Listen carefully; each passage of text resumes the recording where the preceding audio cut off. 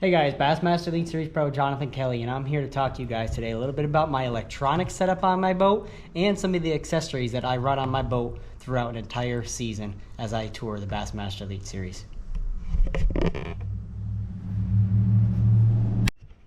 So at the console here, as you can see, we have two HDS Live 12 units, and this is where I spend a lot of my time, especially when I'm going to new lakes trying to find fish. These are very, very important. This is the office view, as you can see right here. The right side unit, this is the master unit. This is where I run and manage all my waypoints. So as you can see, this is Lake Oneida. I have tons of waypoints, and this is the graph I manage it on. This graph links to the front, the bow of the boat, and it feeds off the other graphs that are up on the bow. So this graph stays in this view about 99% of the time. You're going to see a split screen with mostly mapping and then a little bit of 2D. As we transition over to the left side, you're going to see another screen. This is for my offshore fishing. This is for any time I'm looking to find fish, whether I'm looking for grass, rock, underwater points, anything like that, brush.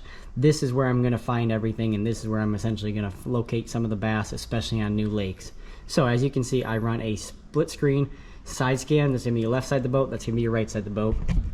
And this right here is going to be your down scan. And then this other little box right here is mapping. So why do I have mapping here and a small screen and mapping over here in a big screen? You know, I started using both CMAP and Navionics at the same time, probably in this last year. So depending on which lake I'm at, this might be CMAP. Maybe I like that lake the way it lays out on CMAP, so I want it to be a bigger version.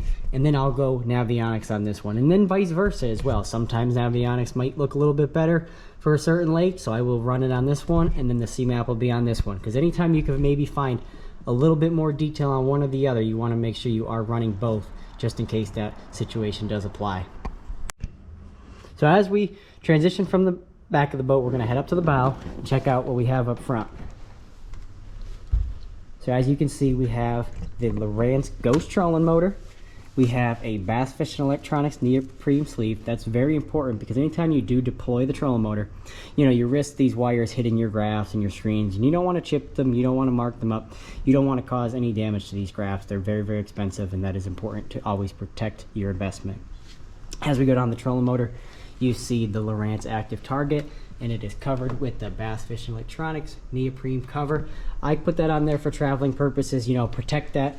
That's a very delicate item. You know, you're really relying on that live sonar, so definitely keeping it safe, keeping it clean in transport is very, very important. All right, so now we transition over to the three graphs up front. I run a triple mount. So why I do this is because I do believe each one of these graphs has a purpose, and I think it's very important to utilize each one very specifically depending on where I am and what lake I am on.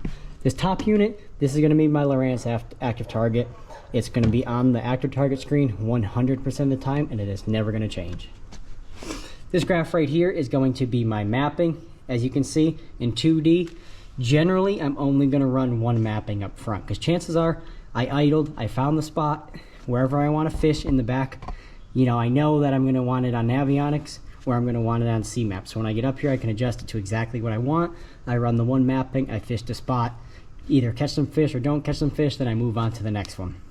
So now this third graph I added because I do feel like there is a purpose where this graph can essentially benefit you versus only having two.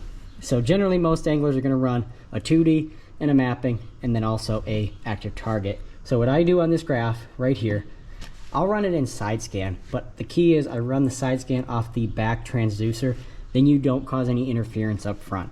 So sometimes if I'm out fishing offshore, I might find a big rock or something that's way out off the back of the boat that I would never see up here on my active target or whatnot.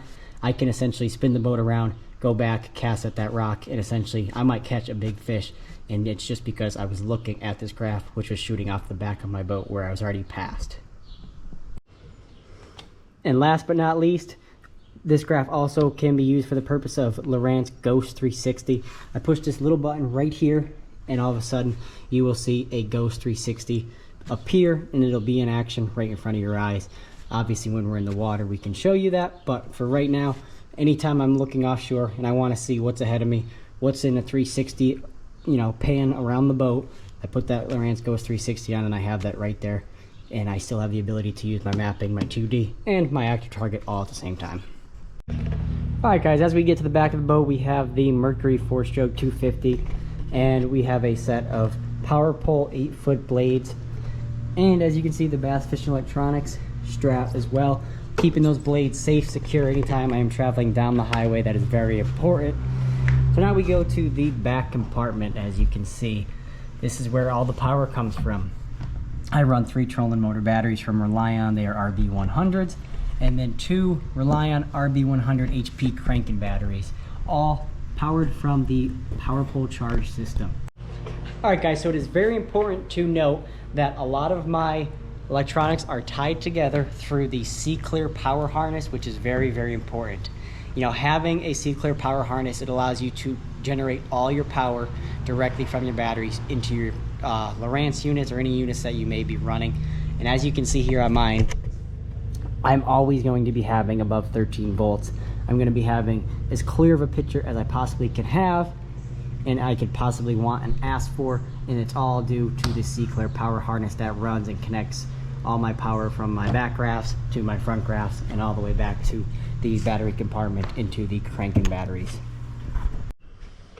All right, guys, and that's a wrap. I do appreciate you guys for following along, checking out what I run on my boat, how I run it, the way I set it up, and everyone that helps support me and what goes into this boat. Be sure to check out Bass Fishin Electronics if you guys are in the market for any new electronics, whether it's from graphs to trolling motors to accessories, even up to power poles, anything that you can imagine. Steve has them at Bass Fishin Electronics, so be sure to check it out. He's there to answer any questions that you have. I'd be happy to answer any questions that you might have as well. And also, Bass Fishin Electronics has a new trade-in and trade-up program. So if you do have old graphs, you're not sure if you want to get out of them, there's a way to get a little bit of money for those graphs and trade in to a brand new set of units. You could be running a brand new HDS Live and get a little bit of money for what you previously had on your boat. So it's very important. Utilize that program. It's there to benefit all the anglers and all the fishermen out there. So be sure to check it out at bassfishinelectronics.com.